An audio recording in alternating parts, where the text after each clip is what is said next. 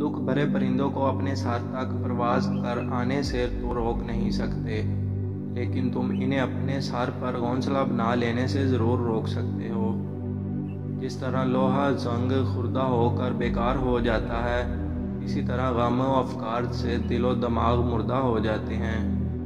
मुसीबत अगर इंसान को दौलतमंद नहीं तो अक्लमंद ज़रूर बना देती है।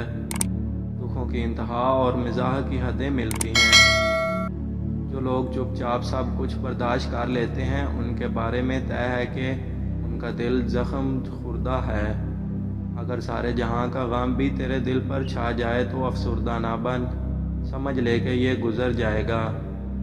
गमों की मिसाल बच्चों की मानद है, ये परवरिश से बड़े हो जाते हैं। परेशानियों के समंदर में पुल बनाकर आगे जा उतरो। ज़िंदगी नाखुशगवारियों से खाली नहीं हो सकती। आप सिर्फ ये कर सकते हैं कि नाखुशगवारियों को भुलाकर अपनी ज़िंदगी को खुशगवार बनाने की कोशिश करें। बहुत से आदमियों के साथ मुसीबत या आफत में मुब्तला होना ज़्यादा तकलीफ़ दे नहीं होता, यानी मर्गे अम्बुआ जिश्न दारो। बीवी की बालों की चोटी काट दें तो वो सारी ज़िंदगी आपकी ताबे रहेगी।